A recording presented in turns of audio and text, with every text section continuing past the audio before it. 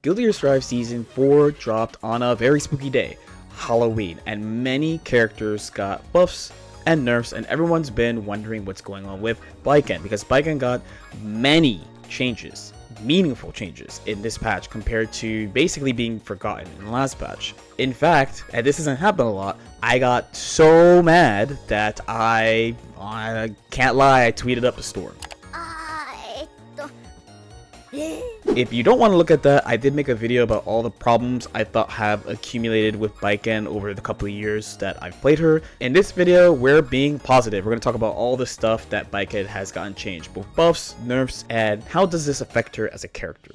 So for starters, we have to talk about her HP. So pretty much a universal change in this version is that for the most part, characters' HP are up. The number one winner of this is Bedman, where Bedman used to be kind of the middle of the pack, but now Bedman has top 3 HP, and Baiken has gotten a pretty significant HP increase as well. Now the thing is, Guilty Gear has a, let's say, odd system. So where, let's say if you're a Persona player or BlazBlue player, in BlazBlue the average HP I believe is around like 11,000 HP, and that's it. And characters have different values. Persona, kind of the same. The big girls like Mitsuru and Margaret, my queens, have 9,000 HP. I believe that's the average HP. And then some characters have slightly more, some characters have slightly less. In Guilty Gear, characters have different defensive modifiers, but also another defensive rating called Guts that kind of kicks in the less HP characters have. Guilty Gear players use a statistic called effective HP to kind of say what the real HP of a character is, because technically everyone has 420 HP. So previously Baiken had 507 HP, but now she has 545. A pretty significant increase in my opinion. But if you've been playing the game, you might not really be feeling these HP increases unless you play somebody who had a dramatic one like Bedman.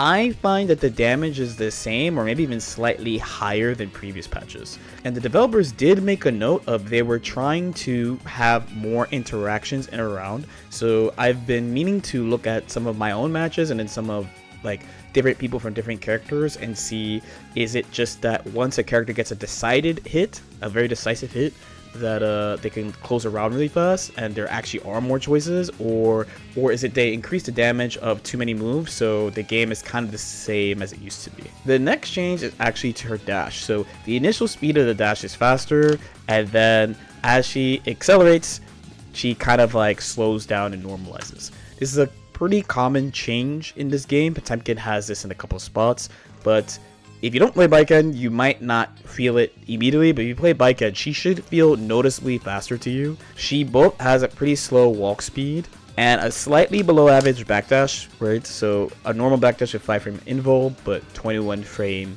total. While there's no confirmation, I do think her backdash is partly because of tether and how she has the unique floaty backdash in tether she could use for offense.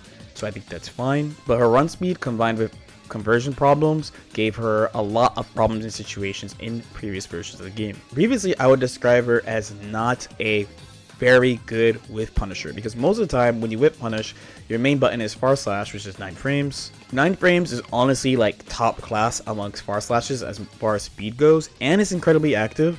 The problem is she couldn't get to spots to actually whiff punish characters. So some characters were able to very liberally whiff moves in her face, as she didn't really have a reliable way of hitting them unless you preempted them by using Kabari for a knockdown.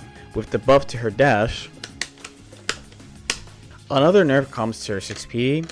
Her 6p has more recovery, which I find a little odd only because many people think she has the worst 6p in the game already. I'm not necessarily one of those people, and part of the reason was the move was really fast, but the main complaint is that there's spacings where she's not necessarily able to actually convert the 6p with anything because of her cancel options. As Kabari is too slow, and Tatami has an initial hit, so if you're not in range, then you won't get the hit of the Tatami. Wild Assault, also she has a blue one, so it's not going to combo unless it's counter hit. One that's very relevant in matches is against Bridget. So, and I know Bridget players are going to be like, you did the setup wrong kinda, but here's a string of Bridget going into JD into close slash. You can actually FD the JD so that Bridget actually gets a far slash instead of a close slash. So when this happens, you can actually strike back with 6p. The problem being that Baiken has bad cancel options for the 6P, so you can't really act on it. So I did find it odd that they nerfed the 6P recovery, but also this has been pretty universal among the cast, so I don't think it's a big deal. But also this is just a thing that is a theme of Baiken since, I mean, I've been playing her in season 2.0 of like, they nerf something on all characters, so they nerf it with Baiken, but you're kind of like, why did they also nerf this on Baiken? But it's okay.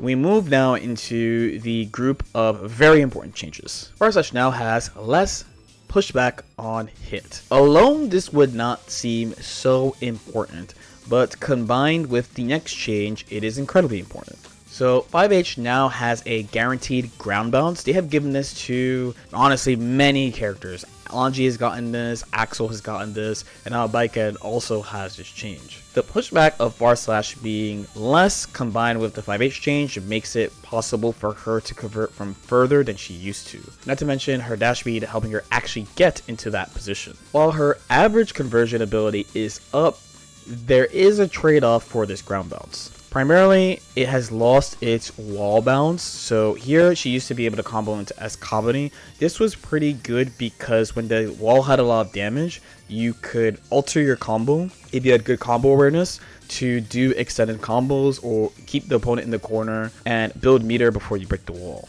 The wall bounce has also affected some of her late combo routing, where before, because of the wall bounce, this would actually bounce here and your H Kabari would connect, but instead now that it's a ground bounce, they bounce and you can't finish the combo this way. That being said, the ground bounce is highly appreciated, especially because even if she got the speed change and the Farslash change in the previous version at max 5H range or so, 5H H Kabari doesn't work anyway, so this was a great preventative measure in my opinion, and her overall conversion ability is truly greatly increased because of this. Now, Baiken's 2H also got a buff. So this is a move you don't commonly see at the end of combos. Basically, the only time you would see it is for routing like this, which is very uncommon. But a massive complaint that Baiken players had, myself included, was how annoying it was to actually convert 2H. And it might seem weird because 2H pops up perfectly fine, but they made it also have less knockback because she had a very big problem, basically up until now, of what happens when you hit with space 2H. In versions where there was weight against heavy characters, when you did space 2H, they would fall too fast, so you couldn't convert H Kabari. Then when they normalized the weights, she still couldn't convert space 2H unless she had meter to do 2H into Roman Cancel, 2H into Kenju, or 2H into Wild Assault. All these cost a resource, and a pretty important one at that. 2H is a pretty important move in Baiken's kit. As a low profile move, it's actually challenging to use because she doesn't actually low profile things until the move is active. So this move is not like a move like say Stun Dipper or Maze 3K. It's pretty difficult to meaningfully use Baiken's 2H to low profile stuff. So what you normally use it for is outside of big slow horizontal pokes is really to chase a backdash because it's very, very, very active. And honestly, it travels quite far. So having this big long range low that you can't convert at max range is very painful, especially because there are other characters that could do this with ease and with varying degrees of return when they feel like spending resource. The knockback change also affects how she uses 2H early in combos. So while of course she's able to do this very consistently now, which helps her out a ton, the change also means she doesn't necessarily have to do her classic B&B. So of course this is to herself, but I did 160 here. But with the reduced knockback of 2H, you have the ability to add significantly more damage. But also with good screen recognition, you could even do near corner / corner combos off these starters now where you couldn't do it before. The next change comes to 6H. So 6H has a ground bounce now. This one is more of a quiet change, but to be fair, I feel like the 2H change, for example, is one that not many people are talking about. And one of the big things about this move is that people are really high on doing 6H into tether, especially as a combo ender. So in this example, I go low here, combo to tatami, close / 6H tether. In my opinion, these have different pros and cons, as of course you could choose to apply tether as a BD as well. But to me personally, one of the biggest things about 6H is the increased damage. Standard punish for things like YRC would be to go into charged dust. Usually charged dust is a great way to rack up damage and pop people up so you can do extended combos. And verse herself, this does 103 here. But when you put in 6H, you get a good amount of extra damage. So it's like her routing has kind of changed because of this. And I do think it's pretty meaningful. Pretty much you can get slightly more damage out of stuff or just more damage straight up, like so. The move has also changed into one of her main wall breaks now over charged dust. Small when combos are maxed out, but big when the wall already has high damage and situations like that. The damage on JD is also higher, and I'm also thinking they are really trying to get you to rep out JD like the combo I showed before. So next we have to talk about S Kabari, and this move got changed a lot and there's pros and cons to it. So essentially what they did is they added a massive vacuum to S Kabari to ensure that the opponent is almost always super point blank, almost always directly in throw range. So here, me as the defender, I'm able to just throw because I'm in throw range because of the vacuum. A big thing is a lot of the prior nuance behind this move is kind of gone because of this change. She used to be able to confirm position and actually end up in a range here where she still has the advantage, but the opponent couldn't pick to use throw as an option to threaten against things that hit backdash easily. Options such as close slash, for example. Because of the guaranteed vacuum, especially if the opponent does not faultless defense the tether, they can threaten throw against stuff that beats backdash. Baiken, of course, also has counterplay for that, but she can no longer, again, confirm the position of, oh, they actually can't throw me, I can pick really strong options here. She also used to have a technique where if she did S Kabari against some characters' reversals, she could do a safe jab after tether, which was incredibly strong. But because of the positioning now being point blank, you can no longer do this. I do think the benefits far outweigh the losses though. So for starters, any character that relies on dash blocking into Baiken as a general strategy, and this has just been a good strategy in the game in general, I think S Kabari is a really great option because it pulls the opponent in all the way and you're advantageous, and this was something she struggled with in the game for a very long time, to the point that I have had to come up with very creative solutions of how to deal with some characters dash blocking at me. Also, this does strengthen setups that even I'm not a big fan of. So one big one is I'm never usually a fan of doing like corner OTG into tether, but now that it always vacuums, it is stronger than it used to be. Before, the opponent would be really far, and it's actually hard for Baiken to actually enforce her +3 at this range. This is something that, for example, I know Axel players are kind of sad that Rainwater lost its vacuum, and I'm kind of familiar with it because of this specific situation in tether. It's one of the main reasons why I didn't really use OTG setups into tether, because I didn't find it to actually be an advantageous situation.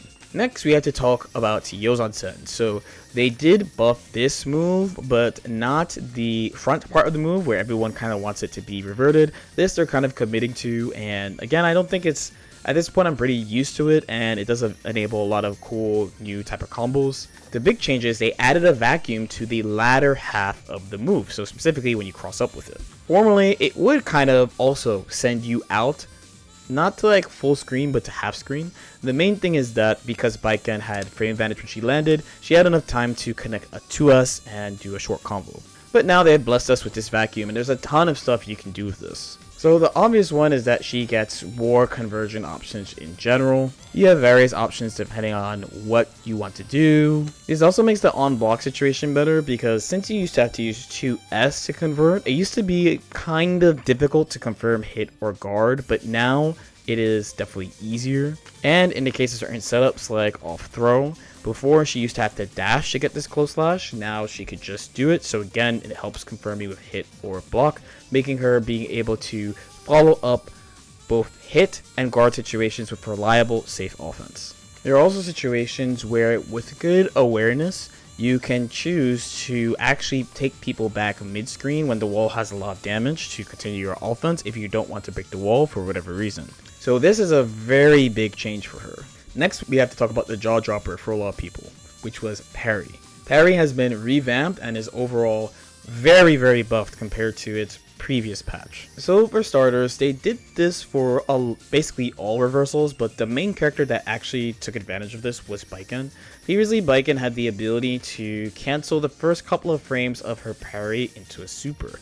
This was pretty useful because the typical way that people who understand parry and other defensive techniques that she has, like one of the most overrated ones, frankly, was parry PRC, is that you delay a normal for the end of the catch window. So if the parry is 7 frames, you're trying to hit Baiken around frame 8, which means you would also hit an RC startup. So this technique would kind of play around that. If someone swung into her properly, she would parry, but if for some reason it didn't swing into the parry, she would do super, and usually people are delaying something like a late throw or a late close slash or something, so that would catch. You could combine this with other defensive techniques as well. Honestly, I think it was quite strong. A big complaint I had about Baiken was that I feel like she wasn't really getting stuff to compensate for round after round of system-wide nerfs. But again, I think they went the extra mile on this one in this patch. Especially because they added something I really didn't think they were going to add. The ability to guard cancel. Many people when this game came out thought she wouldn't have guard cancels because just of the way that structure was kind of built in this game and how things were mostly negative and stuff.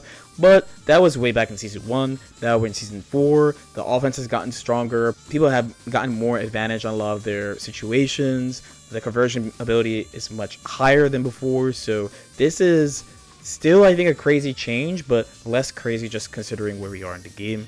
The window for this is apparently 7 frames, so it's actually similar to what the old parry was. And when you hit a guard cancel, you never get a parry catch, even if you're point blank. As this shares an input with her normal parry, you can have situations like this where there are moves that have like 1 frame gaps, like Baiken's close slash into 2H.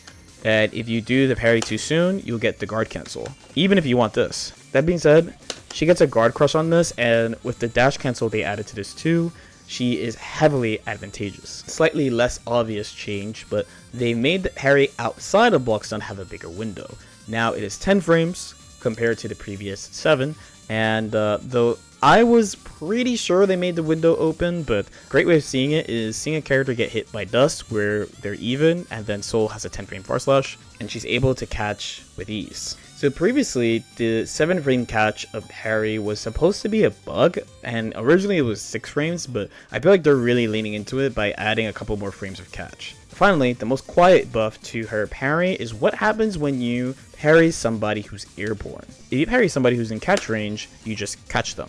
So this is like a far parry, where she's not close enough to catch, so she gets the guard crush. What happens when you get the airborne equivalent? Previously, what would happen is that the opponent would go flying full screen, and this was actually negative for her, so it was actually not bad that the opponent went full screen, besides the fact that the opponent went full screen and it's Baiken. But now, when you catch, they actually don't go back very far. They stay quite close. And remember that if you get a guard crush parry, whether or not you are in block zone, she has the ability to dash cancel to keep her advantage. So this is actually quite a good change. A little bit more niche, but quite a good change nonetheless. You might be like, how does the guard cancel actually get used in matches? And this was basically my main question, because all the stuff we talked about so far has been good, but it's stuff pretty much all characters have gotten over patches in this game. They're just finally showing Baiken some love. This parry change though is a unique change to her that affects her game plan and how you're going to be interacting with every character. Some of you might not agree with my approach to Baiken, but basically the way I pushed her as far as defense is learning as much as I can about other characters to see if they have exploitable gaps or something in their frame data that she can fight back with, because she has a very fast jab and parry to work with, plus resource options like the now removed parry Kara Super, backdash BRC, and more. So the guard cancel is the first time in a while where I have a brand new tool that I have to learn how to apply against everybody. Quite frankly, it was very overwhelming, and when people were asking me how good do I think Baiken is right now, I am honestly answering I don't know. Like, she's better, but the thing that will be like, okay, she's amazing or like really, really good is going to be how this move works. That being said, we can talk about some uses for guard cancel, starting from the most obvious. one thing people were really worried about were for characters like Bridget.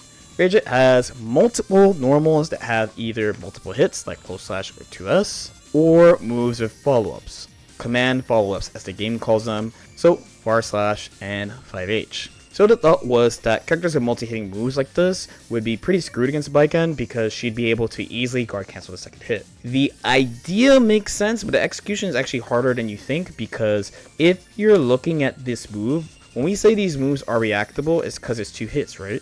So you have more time to see the second hit. So in order to guard cancel something like close slash successfully, you have to guard cancel the first hit. So I have 2 recordings here with Bridget doing close slash and Bridget doing 2P. These moves have similar startup. My goal is to only guard cancel close slash. So you'll notice that I missed the guard cancel on close slash a bunch. And it's because generally, again, when we see it, it's the second hit that we're seeing. And you input the guard cancel in hit stops. So if you're reacting to hit normals, your guard cancel is going to come out after they did the second hit. So you would need to either just have omega correct reactions or have some method of mildly guaranteeing or like knowing that the opponent is going to do close slash and not something else. That being said, I don't think you shouldn't threaten it there. It's just harder than people would expect. Another one people called out, but one that I think is significantly easier, is multi-hitting special moves. So I have Faust here doing a string into mix. The tornado is 4 hits, which is plenty of time to react with a guard cancel. Again, in the previous version, this would knock full screen, so being able to reverse the situation and have an advantage is pretty good. Finally, some normals have like special restrictions around when you could cancel them. I want to use Nagoriyuki for this example. Nagoriyuki can press far slash 3 times to get this series, and in between the second and third hit, there's a gap. Now the thing is, if he does 3 hits into Roman cancel, and someone supers in between the gap, this happens and you are screwed. That being said, he cannot do this to Parry. All sorts of guessing games are played around this. Essentially, you can try to just delay mash since there's such a small gap between the second hit of far slash and the third one. However, his far slash also has this rule. So his far slash into the second hit of far slash also can't really be delay cancelled. He has to go into heavy buttons now. So if the character does far slash 2 for whatever reason, instead of doing the normal thing, which would be to try to IBFD or IB, you can also threaten guard cancel. So you could make Nagoriyuki's life pretty annoying around far slash and force him to use resources like blood and special moves to actually keep you down, which would lose to guard cancel. There's a good back and forth here between the 2 characters. There's potentially a ton of application on this move now, and with the threat of guard crush, she is rewarded far more for either guessing straight up or using some applied knowledge about the opponent's character against them. Finding weaknesses in either the opponent's character or your opponent themselves will reward you greatly with these changes. So finally, we actually are going to end this on a pair of nerfs. And I know a lot of people pass this over who don't play Baiken. And honestly, probably a lot of people who do play Baiken also passed over these changes. It's around Kenju. So Baiken has 2 known damage bugs on Kenju. The first one is what we call the clean hit Kenju, the 3-hit Kenju. So in season 3, they made a change to the gun so that it's 2 hits, and the second hit basically almost always vacuums. So it looks something like this. That being said, for whatever reason, there's a way to get a 3rd hit to hit. Now, a big thing was they actually lowered the damage of gun in season 3, but the 3rd hit is like just another hit of a super, so it actually greatly increases the damage of this super.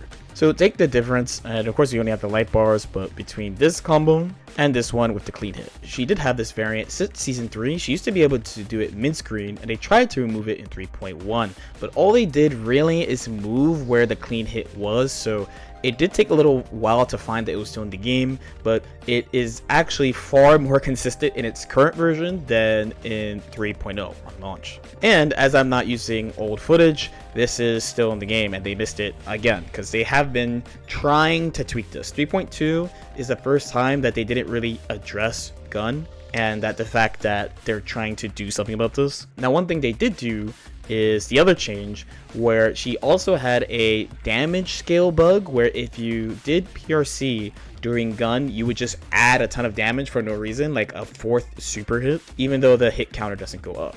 Now again, I know most people read over these, but from my perspective, in 3.1, these two changes to Kenju, and I mean bugs, damage bugs, were all I optimized around, because especially in 3.1 they changed positives so that it's less time but builds more meter. So Baiken was not actually that great at using positive in 3.0 outside of the fact that the opponent just didn't have burst. But in 3.1 she was amazing at it because you would always have access to clean hit gun, and you could get access to the PRC bug. I actually went for this under really high stakes. Somehow I messed it up. I actually don't know how you're supposed to mess it up, but I found a way under pressure where I tried to use this at Frosty Fausty in the top 8, but also all my unstreamed sets, because I must have played 8 or 9 sets before that top 8. I used both of these techniques multiple times, and I continued to use these techniques while I played Baiken during the entirety of the season. I think it was incredibly important to her in 3.1, and it was basically where all my hopium was going for the character. So the Wild Assault nerf really hurt the character in my opinion, because that was like the last thing that I thought that she had to make up for her weaknesses. Now, maybe in the next patch, because they're having like a kind of hot fix patch for certain bugs, like things that's going on with RAM and stuff, they're going to remove this too. They say they keep trying to remove this, but they keep not doing it, or not doing it the right way, or people find another way to do it. Even if they totally remove this, it's not such a big deal, because people were using Kenju to make up for her lack of conversion ability in other situations. So just her converting more and getting more return off stuff like bar slash, like cross up Yo-Onsen, and having better situations on Kabari generally, I think matters a lot more. So I don't mind them taking this away, especially the PRC bug. The PRC bug is actually crazy. Honestly, it enables like crazy stuff, and that is again like actually out of the game. But yeah, that's it for Baiken season 4. We'll see what happens. I know that there are Baiken players who are working on like, what can you guard cancel? I think our approaches are probably kind of different, but I think over time you're going to see people apply this more and more. And again, I think it's the thing that will be like, is this character high tier, or is this character like sniffing top tier, or not? Anyway, let me know what you guys think. As usual, if you guys have any questions or comments, definitely feel free to leave them in the comment section below. If you want coaching for Guilty Gear, I do have a Metafy, metafy.gg/@LordKnight. I stream basically most weekdays, all weekdays almost, on twitch.tv/LordKnight, but it's likely that when this video comes out, I will not be streaming a lot during the week, but it's only for 1 week, so it's fine. So who cares? For my social media text feed people, I'm both on Twitter at LordKnightBB, but also I did manage to lock down LordKnight on Blue Sky, so you can follow me there. I'm trying to get used to using it a little bit. Like and subscribe if you guys feel like it, and I'll see y'all next time. Peace out.